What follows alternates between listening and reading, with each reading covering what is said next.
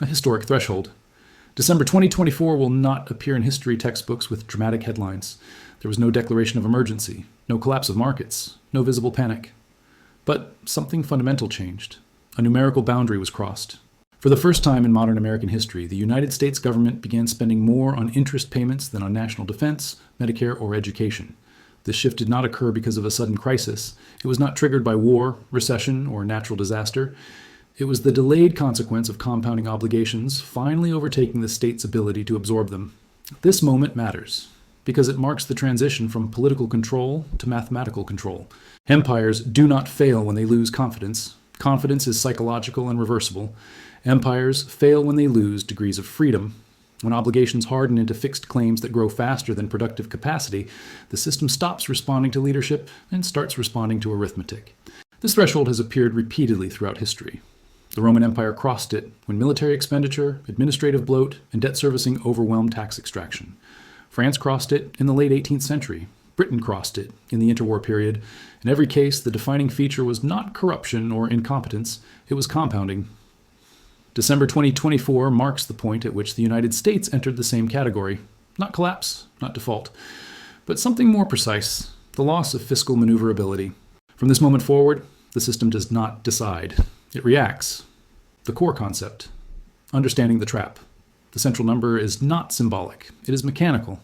Annual interest payments on U.S. federal debt reached approximately $1.1 trillion. That figure represents a claim on future output that does not produce future output. Interest does not build infrastructure. It does not fund innovation. It does not increase resilience. It exists solely to service past borrowing. In early stages of debt accumulation, interest remains manageable. Growth dilutes it. Inflation erodes it. Productivity absorbs it.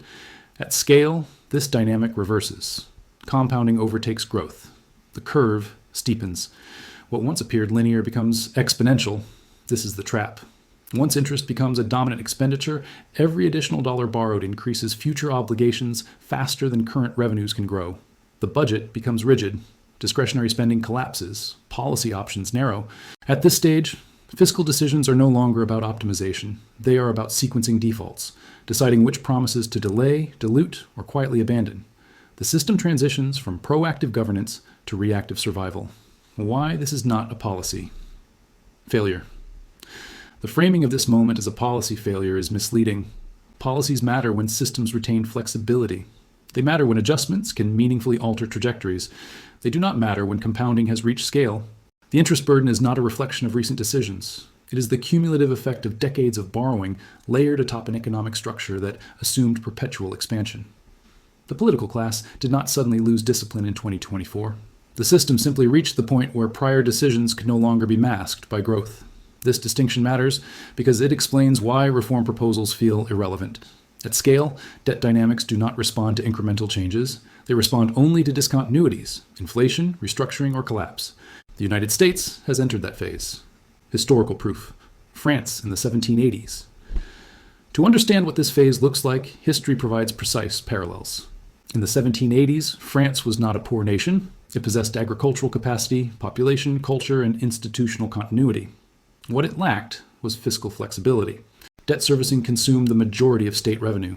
Attempts at reform failed not because they were poorly designed, but because they arrived too late.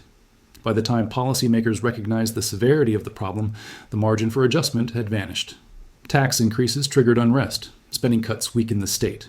Borrowing accelerated the spiral. The system collapsed not because of ideology, but because of arithmetic. Historical proof. Britain in the 1930s. Britain's experience in the 1930s followed a similar pattern. Despite retaining industrial capacity and global reach, Britain faced a debt overhang that constrained growth and forced austerity. The empire did not fall overnight, but its global dominance ended. Debt service redirected resources away from expansion and innovation. The system survived, but in diminished form. This distinction matters. Debt spirals do not always destroy states. They redefine them. The Roman precedent. The Roman case provides the most instructive long-term view. As the empire expanded, administrative costs and military expenditures increased. To meet obligations, the state debased its currency. Confidence eroded only after real purchasing power collapsed. By the time citizens recognized the decline, the math had already broken the system. Rome did not fall because people stopped believing in it. People stopped believing because it had already fallen mathematically. The secret signal: borrowing to pay interest. There's a specific signal that marks the transition from sustainability to inevitability. The United States must now borrow money to pay interest on existing debt. This is not rhetorical, it is literal. New issuance no longer funds growth or resilience. It services prior obligations. This creates a closed loop in which debt exists to sustain debt. This condition is known as Ponzi finance, not as an insult, as a classification. It describes systems where new inflows are required solely to maintain existing liabilities. At sovereign scale, this does not cause immediate collapse. It causes temporal compression. Each cycle requires larger interventions. Each year delivers diminishing returns. Time stops being an ally. Why growth cannot save the system. Growth is often cited as the solution. It is not.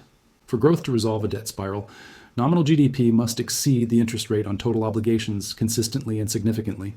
At current scales, this is mathematically implausible. Productivity does not compound at rates sufficient to outrun exponential interest growth. Demographics do not support expansion. Global competition suppresses margins. Technological gains, while real, do not translate into tax revenue fast enough.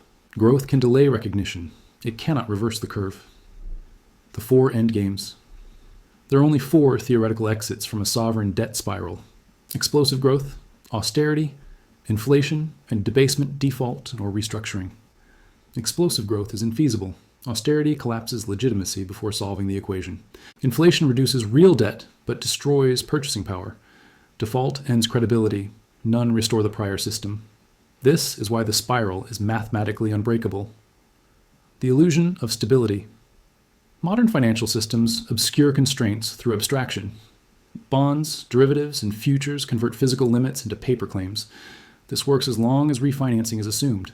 Once delivery matters, illusion collapses. In debt markets, confidence persists until it doesn't. Failure is nonlinear. Stability appears intact until adjustment becomes unavoidable. This delay creates false reassurance. Why physical assets matter. When nominal systems strain, capital migrates logically.